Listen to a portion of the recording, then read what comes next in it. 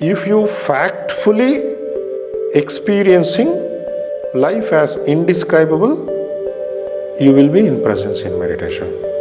Because no need to describe, you are that itself. So if you wish to experience the life where this magnificency of this creation at the physical level is expressing itself, that is wisdom. For that to align, stillness. You are still, your body is on the yoga mat, which is on the planet Earth, which is with the solar system. You are grounding to the totality. Your mind expands to happening of the creation. The proper alignment of I, consciousness and nature. Then a beautiful play happens which goes forever and ever. That we call as Leela, the joyful celebration of expressing life.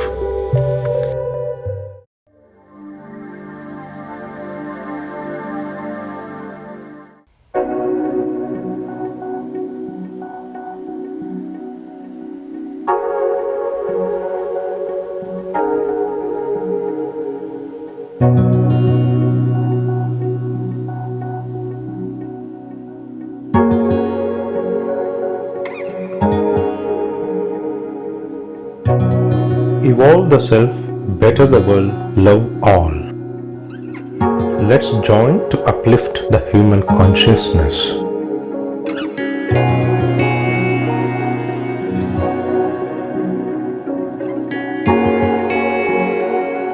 See, in the beauty of yoga, particularly explained by Patanjali Yoga Sutra, there he brings the concept of Anantasamapattibhyām. What it means is, Ananta means infinite, Samapattibhyām means to become one with the infiniteness.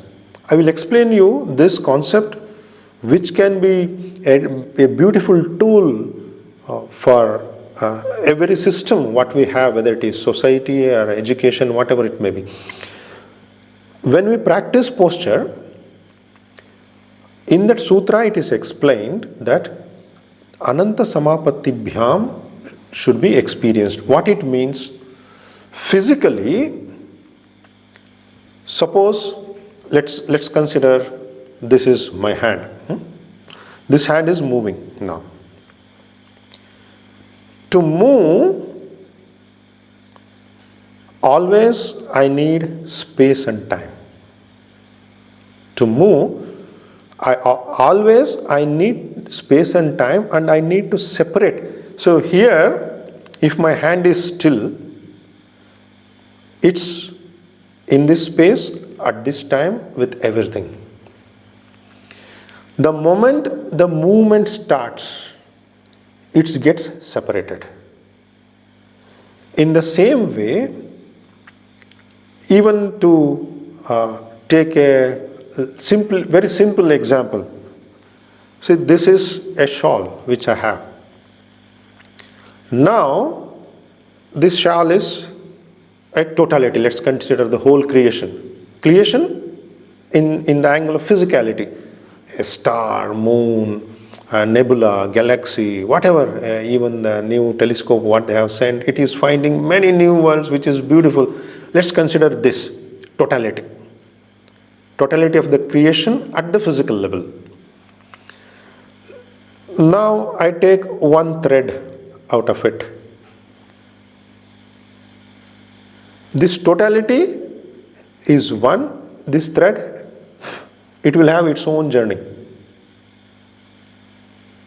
If through my physicality, if I am not creating this separation, physicality means through my body, if I am not creating this separation from the totality, what it means? I am still. Through my stillness, I am aligning to the physicality of the totality, then it's no more I. If you separate, if you are moving, it's I. Because to move, I is required. You observe this sentence. To move, I is required. To move, an intention is required. To move, a target is required. To move, a new space and time is required. You require. separation. In stillness, you are one with the totality, one with the physicality. It's like, suppose if you are flying in a flight. Imagine you are flying from States to India. You are inside the flight. If you run inside the flight, you will not reach India early. Not possible. You have to, and that too with the seated belt, they will constantly instruct to sit in the flight. That means whatever happens to the flight, that will happen to you. If the flight lands in India, you will land in India. If the flight lands in Canada, you will land in Canada. How fast you run inside the flight, you will not reach a flight reaching Canada and you reach India. It's insane. So in the same way, wherever you move, how fast you move, wherever you run, you can't reach anywhere. When you consider the magnificency of this physicality, what it expressing. So if you wish to experience the life where this magnificency of this creation at the physical level is expressing itself, that is wisdom. For that to align, stillness. So that means when you are still in a positioning of the body, then it's no more your body. You are still your presence on the yoga mat. You are still your presence in the yoga mat. Yoga mat is on the planet Earth. You are still, your body is on the yoga mat, which is on the planet Earth, which is with the solar system.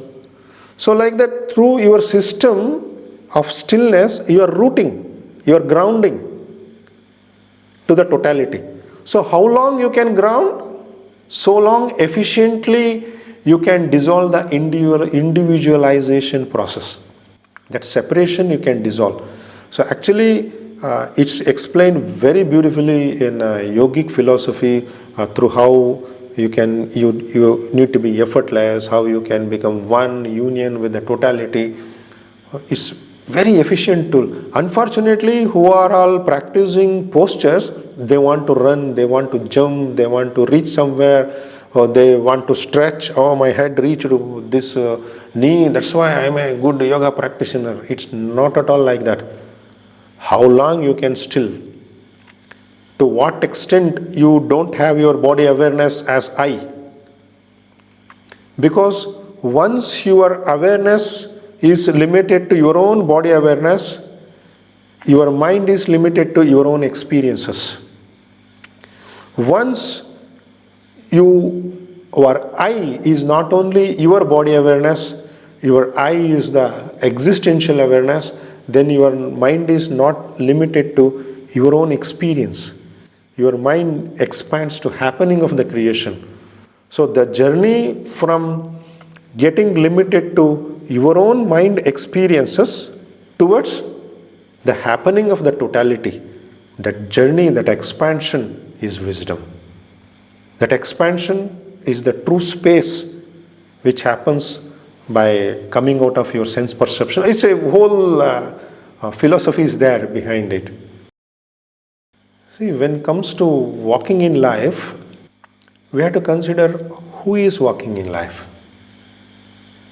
Mainly, three things are there: I, consciousness, and nature. If you walk through life only through I, it's ego.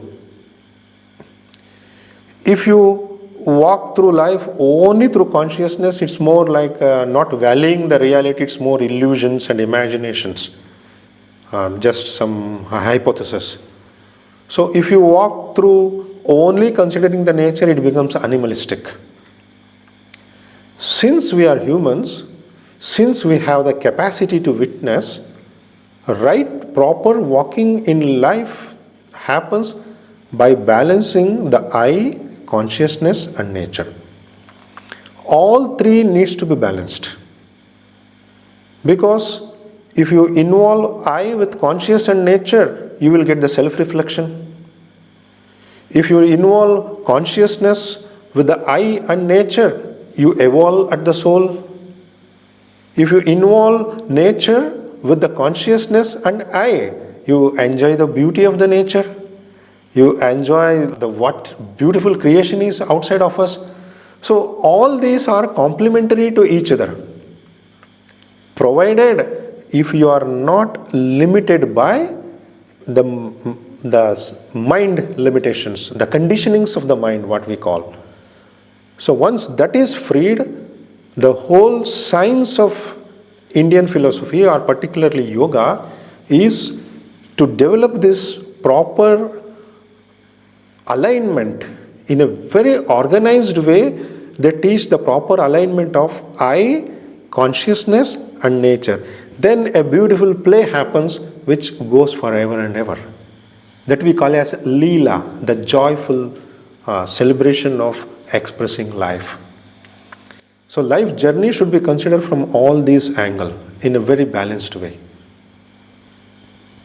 Not to dive into any extreme way of like by listening to something and to develop a concept and to come to another corner of faith and belief. To develop one more concept. Not like that. You learn to unlearn. You learn to balance. Meaning not to come to a conclusion of right and wrong. Okay, I have I, which is fact, which has to self-reflect and to grow. At the same time, I have a consciousness, which is manifesting everything, which is the reason for all the happenings. At the same time, all these happening needs a platform, which is nature.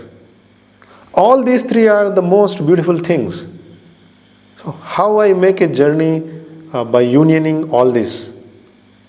That is the journey we have to make to successfully to travel in life. We have to question why I seek purpose. Life is life. See, normally what happens, from life we try to derive many intentions and definitions. So life means you need to have a purpose. Life means I need to get something. Life means somewhere I have to reach. So life means it is beautiful. Life means it's difficult. Life means easy. So like that, we try to draw a definition. And life is such a beautiful thing, you can derive any definition out of it. See, life has a purpose, okay, fine. It gives like infinite opportunity to find your purposes. So at the same time you think, oh, life has no purpose. Okay, it gives infinite opportunity to feel no purpose. So life is purpose and no purpose. That for that also space is there. Like that is a magic box. Since it's complete, you can get anything. So of course, it's the process to grow. First you get something. So I can get anything. I can develop any definitions. I can develop any theories, any imaginations. So I can build anything with life. So that is why life is basically indescribable. That we call in Sanskrit as anivarchaniya. So this means the life which is indescribable, not as having nothing. Say indescribable happens due to lack of presence of anything. Indescribable happens due to presence of every possibility. So life is having every possibility. So here the basic question is, why to take the headache of describing it? Live life. See, if there is a very nice, delicious sweet in front of you, this sweet is made up of jaggery, this sweet is brown color, this sweet we can keep it for 2 weeks. You explain, you then walk away. What is the use of that deliciousness of that sweet? Just eat the sweet. In the same way, instead of describing the life, live life. Or else describing the sweet should end up making you to enjoy that nourishment. If you're describing life, it should lead you to live life. So towards that contentful way of living, that is the real progress. Or else today life is described in one way, life will be described in another way. That's how the religion comes. Faith is described in one way, you are Muslim. Faith is described in another way, you are Christian. Faith is described in another way, you are Hindu. You can have thousands of religions. By the time the whole planet Earth goes on functioning, we will have millions of religions, generation after generation, civilization after civilization. Where it will end? Because of this infinite possibility, the creation is rich. So if you want to be peaceful, don't try to describe anything. Live life. If you describe nothing wrong, if you describe, it should lead towards contentmentfully, awarefully adopting that life. Or else, if it is only to develop some logics or reasons or some explanations, some definitions, some concepts, some theories, towards that you are taking life, then it's like a mind thing. So then you are trying to live life through the mind and thoughts and your words and languages, which will not going to lead you anywhere. Life means life. Indescribable, live it.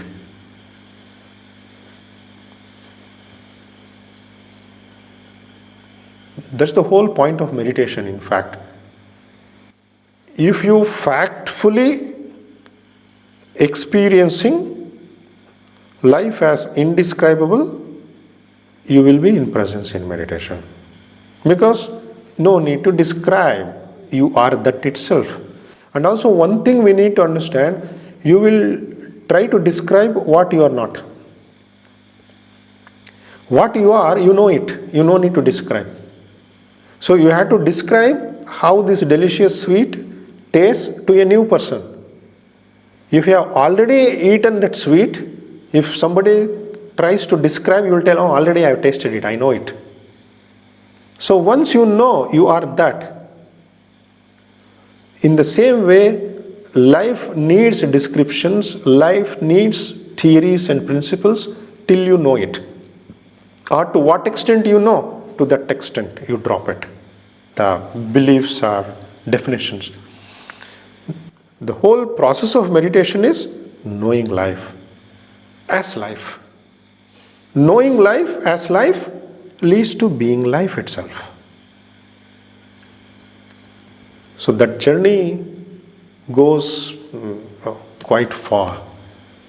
It's a very beautiful journey, in fact. Very energetic and enchanting, happy, celebrative journey it is.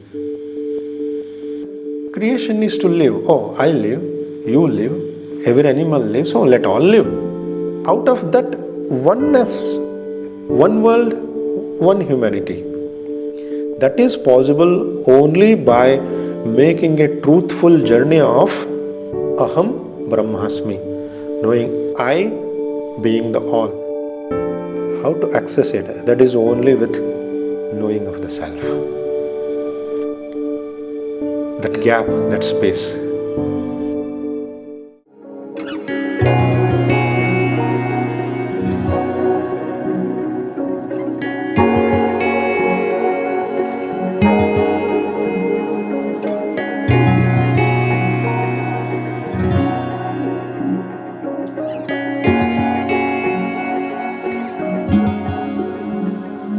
Evolve the self, better the world, love all. Let's join to uplift the human consciousness.